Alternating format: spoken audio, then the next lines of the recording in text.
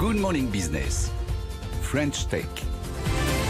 C'est une belle French Tech à 6h44 puisqu'elle fait partie du Next 40. Il s'agit de Sell in Blue avec Armand Thiberge, son fondateur. Bonjour Armand Thiberge. Bonjour. Merci beaucoup d'être avec nous.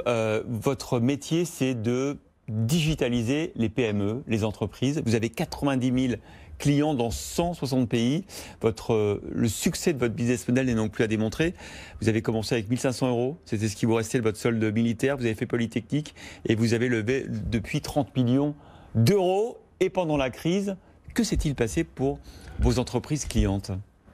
Alors nous, on a plein de clientes partout dans le monde qui se sont retrouvées au moment du lockdown sans business pour partie d'entre elles.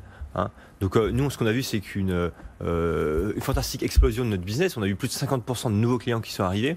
Et en fait, qu'est-ce qu'on est venu chercher ? Elles ont venu chercher un moyen de communication, un lien avec leurs clients qu'elles n'avaient plus. C'est ça. Donc ça va être des business physiques, ça va être des business de quartier, ça va être des hôtels, des restaurants, des salles de sport par exemple, qui ont utilisé la solution pour justement garder ce lien. Parce que vos outils donc, permettent effectivement, à partir du fichier client des entreprises, ou peut-être de campagnes de recrutement de nouveaux clients, d'entretenir un lien particulier, digital, avec ces clients. Exactement. Donc, on a une solution d'orchestration des canaux de communication digitaux. Ouais. Donc, on fait email, SMS, chat, Facebook. Et donc, on va pouvoir envoyer le bon message au bon moment à la bonne personne en partant souvent du fichier client. Ouais. En effet. Hein. Donc, ce qu'on propose, c'est de traquer le client sur Internet et puis ensuite, après, le travailler pour le convertir en un client. Alors, comment vous rémunérez ? C'est quoi, en général, vous proposez quoi à une entreprise, une PME qui vient vous voir ? Alors, on a un abonnement qui commence à partir de 19 € par mois, qui permet d'accéder à la plateforme uniquement à la partie email, et ensuite à partir de 49 € par mois. Donc, c'est un abonnement. On va pouvoir avoir accès à tout l'ensemble des outils de la plateforme. Ce qui est assez fascinant quand on regarde votre parcours et le track record de votre entreprise, c'est de voir que vous êtes mondial. 160 pays présents, un siège à Paris, des implantations commerciales à Berlin, à Seattle, à Paris, à Noida en Inde. Comment vous avez géré en si peu de temps, à peine 8 ans, ce développement international ? Alors, ce qui est original, atypique dans la création de l'entreprise, c'est que je l'ai créé en Inde. J'étais à sortie de mes études, je cherchais un peu d'exotisme. J'étais en Inde et donc j'ai créé cette boîte là-bas.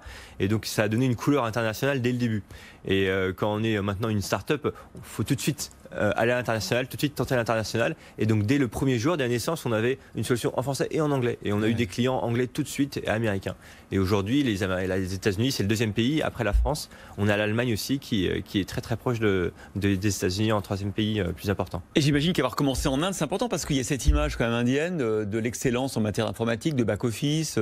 Et est-ce que ça vous a aidé justement d'être un peu indien au départ ? Je dirais que ça a été... ça nous aide beaucoup aujourd'hui. Oui, on peut recruter beaucoup de talents, on peut faire beaucoup il y a un pool de talents extraordinaire, il y a des gens très très forts. Après, il y a une gap culturelle, un fossé culturel énorme dans les deux pays. Donc au début, ça a été quand même assez dur. Comprendre comment ils fonctionnent, comprendre comment on travaille à distance à 6000 km. Je ne conseillerais pas à un nouvel entrepreneur qui lance sa start-up de démarrer en Inde. Comment vous avez recruté combien de personnes jusqu'à présent ? Combien de collaborateurs ? Alors aujourd'hui, on est 350 dans 4 pays, donc en Inde, en Allemagne, en France et aux États-Unis. Mais vos clients, ils sont dans 160 pays. Hein. Voilà, dans tous les pays du monde, on a même on a des clients à la fois locaux et à la fois dans tous les pays du monde locaux, parce que nos clients, c'est des petites PME finalement, des TPE, PME, et nous, on leur permet de se digitaliser. Elles ont conscience que c'est le moment ou jamais pour se digitaliser. Elles le font un peu à marche forcée avec le Covid. Et nous, on les accompagne dans cette démarche. Et donc, on a des clients qui avant, j'ai l'exemple d'un couple d'agriculteurs. Ça faisait 5 ans que leur fils leur disait vas-y, il faut vendre sur Internet, ça s'appelle panierfraîcheur.fr. Ils n'avaient pas lancé leur site et finalement au moment du Covid, ils se sont dit allez mon fiston, vas-y, lance le site. Ouais. Et donc grâce à Sell in Blue, ils ont pu écouler leur stock alors qu'ils vendaient tout sur les marchés avant. Donc ça a été et instantanément, ça leur a permis de trouver un débouché pour leur panier. Grâce à Internet, parce que ils avaient pas tous les marchés étaient fermés, donc il y avait une production à écouler. Vous avez racheté votre concurrent allemand il y a quelques temps, vous êtes devenu le leader européen du coup dans ce process de digitalisation des PME. C'est quoi les prochaines étapes ? Oui, alors en 2019, début 2019, on a racheté notre concurrent allemand pour devenir vraiment leader européen. L'Allemagne, c'est un pays qu'on avait du mal à craquer, mais ça reste un pays, un paysage assez fragmenté, avec beaucoup de concurrents locaux. Et donc notre idée, c'est de vraiment continuer à acquérir Donc croissance externe encore. Croissance externe, continuer le build-up, continuer la croissance externe et acquérir d'autres entreprises. Donc c'est dans le pipeline.